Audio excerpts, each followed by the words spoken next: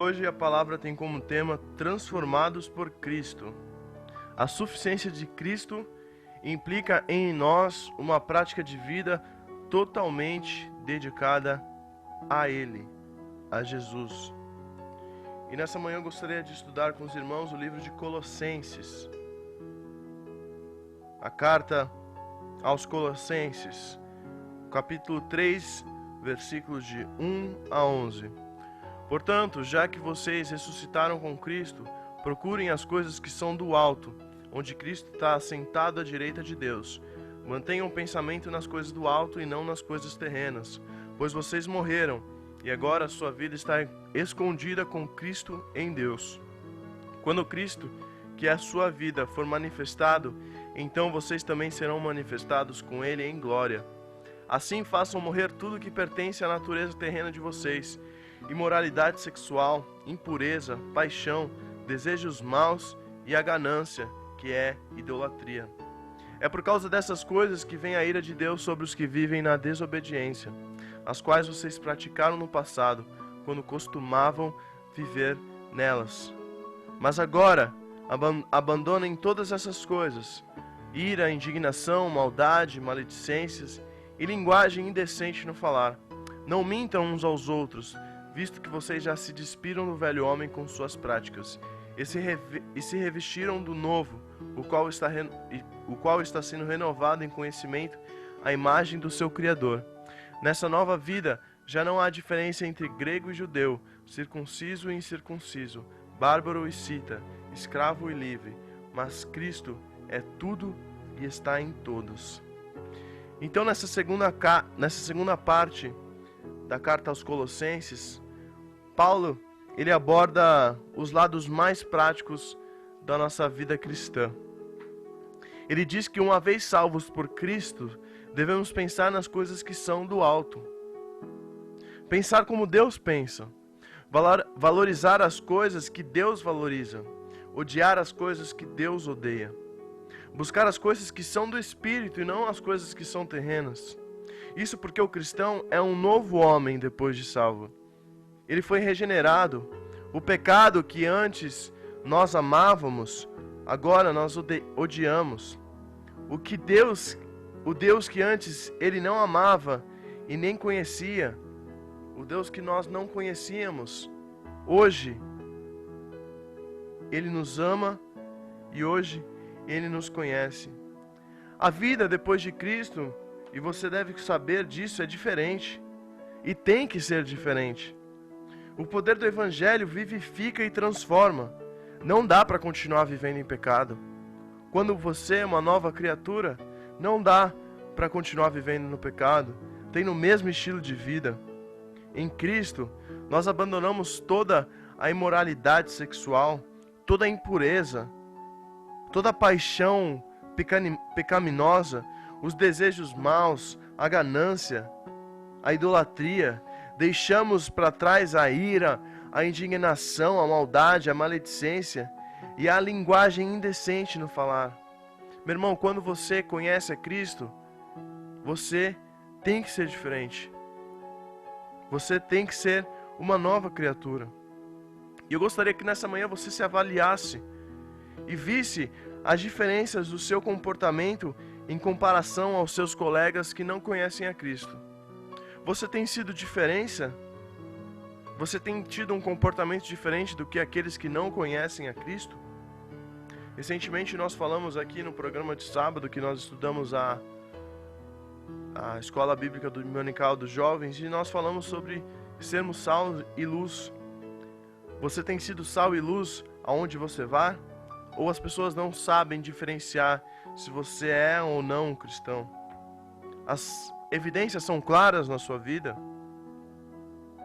As outras pessoas percebem essas diferenças que nós falamos, que nós mencionamos assim?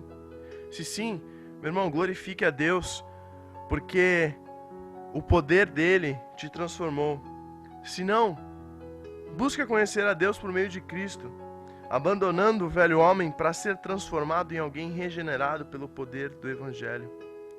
E reflita também sobre as tendências do velho homem que ainda influenciam na sua vida. O que ainda tem te influenciado, o que ainda tem te prendido.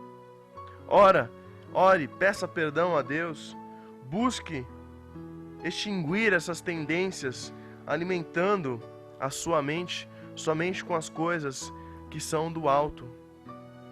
E no versículo 12 de Colossenses 3, continua assim: portanto, como povo escolhido de Deus, santo e amado, revistam-se de profunda compaixão, bondade, humildade, mansidão e paciência. Suportem-se uns aos outros e perdoem as queixas que tiverem uns com os outros. Perdoe como o Senhor lhes perdoou. Acima de tudo, porém, revistam-se do amor, que é o elo perfeito. Que a paz de Cristo seja o juiz em seus corações, vistos que vocês foram chamados a viver em paz, como membros de um só corpo, e sejam agradecidos. Habite ricamente em vocês a palavra de Cristo. Ensinem e aconselhem-se uns aos outros com toda a sabedoria, e cantem salmos, hinos e cânticos espirituais com gratidão a Deus em seus corações. Tudo o que fizerem, seja em palavra ou em ação, façam no nome do Senhor Jesus, dando por meio dele graças a Deus Pai. A igreja ela é composta de uma diversidade incrível de pessoas. Uma diversidade incrível de classes sociais, várias idades, etnias ou costumes. Variedade é uma das marcas da igreja. E Cristo, ele une todas essas pessoas regeneradas como um corpo, se unindo em vários membros. Essa união real na obra reconciliadora de Cristo é manifesta por meio da compaixão, bondade, humildade, mansidão, paciência e também principalmente o amor. Assim, Deus forma seu povo com pessoas de todos os jeitos, com pessoas de todas as formas, com pessoas de todas as idades, e que convivem em paz entre si e com o próprio Deus. Apesar de todas as diferenças tornarem talvez o convívio difícil, em Cristo elas são toleradas e tratadas com humildade e também com amor. E isso gera união e comunhão. Isso gera a união e a comunhão características de um povo de Deus, unida em amor e não apenas fisicamente num salão. A igreja pode louvar a Deus com cânticos e hinos, ensinando, aconselhando, discipulando um ao outro. Você sabe como é incrível o Evangelho. O Evangelho ele é capaz de unir pessoas tão diferentes em um único povo. Louve a Deus por poder fazer parte desse povo escolhido por Deus. Pense no seu envolvimento em sua igreja. Você tem convivido com seus irmãos em amor, humildade e também paciência? Tem ajudado nos ministérios que a sua igreja realiza? Se sim, agradeça a Deus por esse privilégio, por poder fazer parte desse corpo de Cristo. Se não, peça a Ele por oportunidade e arregace as mangas. Comece hoje aquilo que você pode fazer. Não deixe para amanhã. Não deixe para amanhã aquilo que você pode fazer hoje.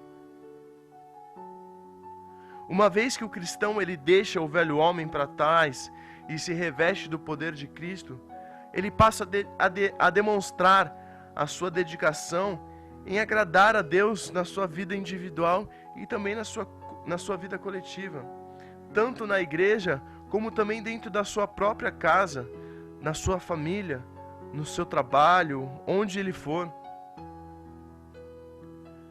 Nós vimos agora como isso acontece dentro da igreja. E hoje, nós também podemos falar disso acontecendo dentro da nossa casa, dentro da nossa família. A esposa, ela se sujeita ao marido, que por sua vez a ama sinceramente. Os filhos obedecem aos pais, que não abusam do seu poder paternal. Esses comportamentos, infelizmente, nos dias de hoje, não são usuais, não são algo que acontecem, mas é disso que Deus se agrada. Assim é possível mostrar ao mundo a diferença que o Evangelho faz nas famílias que têm Cristo como centro, como Senhor. E como tem sido a sua atitude dentro da sua família, dentro da sua casa? como você tem tratado os seus pais, como você tem tratado o seu cônjuge, como você tem tratado os seus irmãos. E de acordo com tudo que nós lemos aqui em Colossenses, Deus ele tem se agradado do seu comportamento familiar. Que tal perguntar para sua família hoje como é possível melhorar ainda mais o seu relacionamento com eles? Se não tem sido bom, trate os problemas com humildade e amor, sempre com a ajuda de Deus e observando a vontade dele revelada em sua palavra. Como tem sido o seu relacionamento com sua família? Colossenses 3:22 diz: escravos, obedeçam em tudo a seus senhores terrenos, não somente para agradar os homens quando eles estão observando, mas com sinceridade de coração, pelo fato de vocês temerem ao Senhor. E Colossenses 4:1 diz: senhores, deem aos seus escravos o que é justo e direito, sabendo que vocês também têm um Senhor no céu. Como nós temos visto nessa ministração, a transformação de vida gerada pelo Evangelho demonstra evidências nos relacionamentos do cristão na igreja, dentro da família. E hoje também, como acabamos de ler, no trabalho. Paulo disse que tudo o que fazemos para Deus.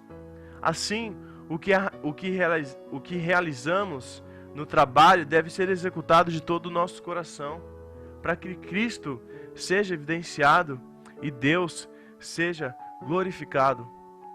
Eu nunca me esqueço de uma matéria que eu vi no Fantástico, onde o chefe ele se vestia de operário normal e ele ia dentro da fábrica observando o trabalho dos seus próprios funcionários, mas os trabalhadores não sabiam que ele era o chefe por trás de tudo aquilo.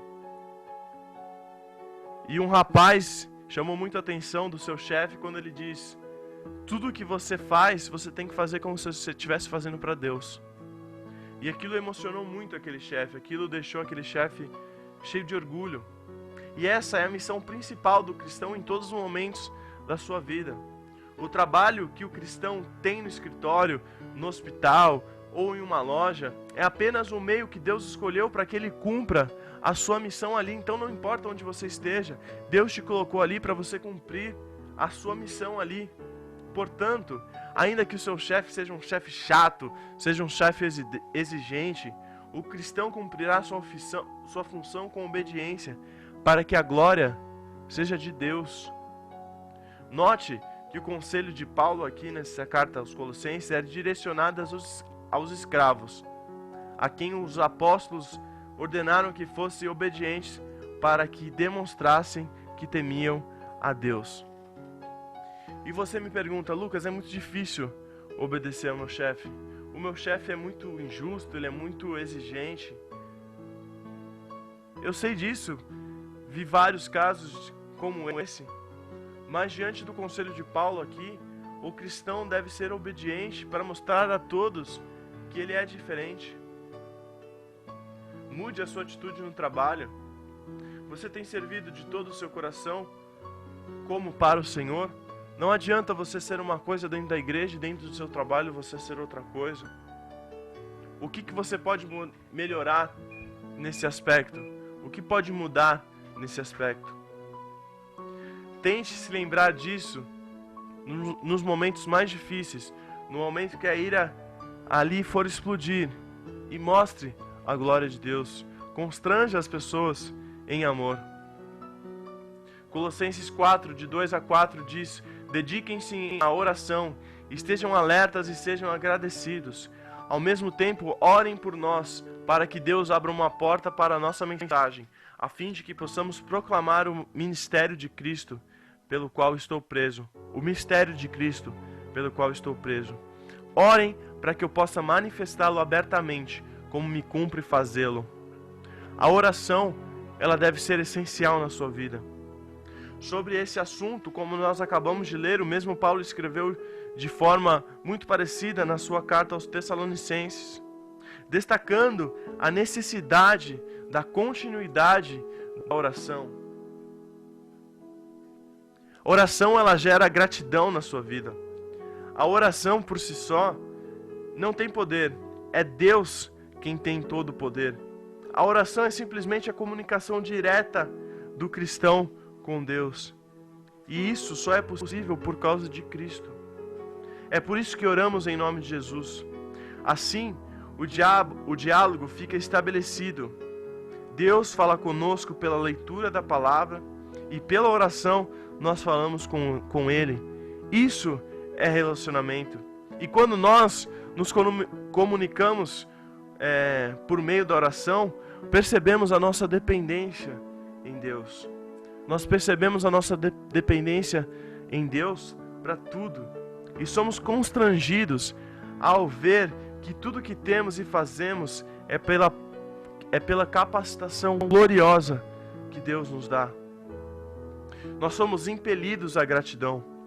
Por isso, nós como cristãos devemos orar sem cessar, viver em conversação diária, constante com Deus, submetendo a Ele todos os momentos da sua vida, bem como todas as suas decisões. Não importa o que você faça, esteja em oração, esteja colocando tudo diante de Deus. Portanto, lembre-se sempre da soberania do Senhor. Lembre-se, ore sem cessar. Assim como Paulo, ele pediu aqui na carta aos Colossenses que orassem por ele, nas suas orações, lembre-se de pessoas que têm pregado o Evangelho em lugares distantes, em lugares onde a palavra não é tão ministrada como aqui nós vivemos no nosso país. Nós temos a liberdade de viver a palavra aqui por todo lado, podemos andar com a nossa Bíblia livremente na rua. Quantas vezes nós ouvimos pessoas que não podem sair com a Bíblia, pessoas que são exiladas porque servem a Deus. Ore por essas pessoas. Ore por essas pessoas que estão no campo de batalha hoje, enfrentando diferenças culturais, enfrentando perseguições e ameaças. Ore para que Deus lhe abra a porta de pregação do Evangelho e de oportunidade de testemunho. Ore para que você possa falar do amor de Deus na sua casa, no seu trabalho, onde você for. Que Deus te dê oportunidades para que você fale dele. Você deve lembrar que, assim como eu mencionei aqui que nós devemos orar por esses missionários, nós também somos um missionário.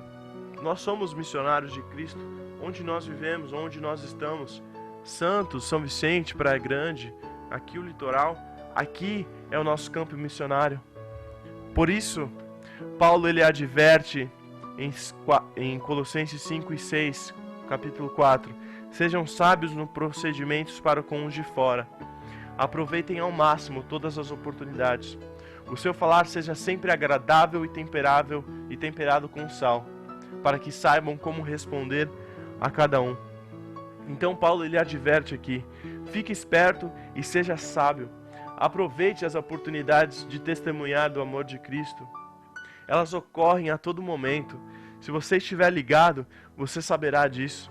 Testemunhe de Cristo. Seja o sal que salga a terra, para que o mundo tenha sede de Cristo. Seja a água viva que acaba de uma vez por todas com toda a sede espiritual das pessoas. Esteja pronto para explicar a sua fé em Cristo, respondendo às pessoas que não compartilham dela. Estude a palavra com dedicação. Compartilhem com outras pessoas que não conhecem. Nela, na palavra de Deus, estão todas as suas respostas. Ore e peça sabedoria e oportunidades. Deus é o maior interessado no testemunho que aponta para Ele mesmo. Ele certamente o capacitará e lhe dará muitas oportunidades. Então, meu irmão, faça bom uso delas. Você tem feito bom uso das oportunidades que têm aparecido para que você possa testemunhar de Deus? Tem visto a si mesmo como um missionário a serviço de Cristo? Ide por todo mundo e pregai o Evangelho a toda criatura. Tem encarado todo dia como uma nova oportunidade para testemunhar as pessoas ao seu redor? E eu faço uma pergunta para você: quão salgado tem sido o seu sal? Quão salgado tem sido o seu sal? Ao encerrar a carta de Colossenses, nos versículos 7 ao 18, o apóstolo faz várias menções a seus amigos e companheiros de batalhas ministeriais que ele teve. Dessa maneira, Paulo os honra, registrando seus nomes junto a algum testemunho pessoal. Esses testemunhos foram e são falados e levados por onde o evangelho for exposto. Por isso tais registros chegaram até nós hoje. E toda essa diversidade de pessoas usadas por Deus em diversos lugares diferentes do nosso planeta mostra a unidade da Igreja de Cristo. Nós somos um só time, nós somos um só corpo. Apesar de diferentes denominações e igrejas locais, os cristãos são um povo único, escolhido e separado por Deus. São cidadãos da pátria celestial. Sabendo disso, Paulo ele expõe aos colossenses algumas frentes de trabalho ministeriais que estavam sendo executadas na época, dando testemunho das maravilhas que Deus estava fazendo em várias partes do mundo pela mensagem do Evangelho de Cristo. Meu irmão, tente identificar as dificuldades que você tem tido, como nós mencionamos aqui, na sua igreja, dentro da sua família e no seu relacionamento sozinho com Deus. Quais as dificuldades que você tem passado e quais as consequências visíveis que a falta dessa vivência do Evangelho tem causado na sua vida? Lembre-se, a igreja é um só time, um só corpo, um só povo. Que você, nessa manhã, saiba que você é um instrumento de Deus aonde você for. Você foi separado por Deus para falar do amor dele, para falar das coisas que Deus tem feito na sua vida. Não perca uma oportunidade sequer. Não deixe para amanhã aquilo que você pode fazer hoje. Não deixe para amanhã aquilo que você tem a possibilidade de fazer hoje. Não ache que você não é capaz. Não ache que você não tem a capacidade necessária para fazer isso. Deus, hoje, Ele te capacita. Seja um ministro fiel da palavra de Deus. Que onde você for, você seja sal e você seja luz. Que onde você for, as pessoas possam reconhecer a diferença que Cristo faz nas pessoas. Que onde você for, as pessoas não fiquem espantadas. Nossa, mas você é um cristão? Que onde você for, as pessoas elas possam ver em você a diferença que há de viver com Cristo. Que Deus te abençoe nessa manhã e que você viva uma vida dedicada a Ele. Que você seja transformado por Cristo. Que você seja transformado em Cristo para ser um agente transformador na vida de muitas e milhares de pessoas. Que Deus te abençoe muito, em nome de Jesus.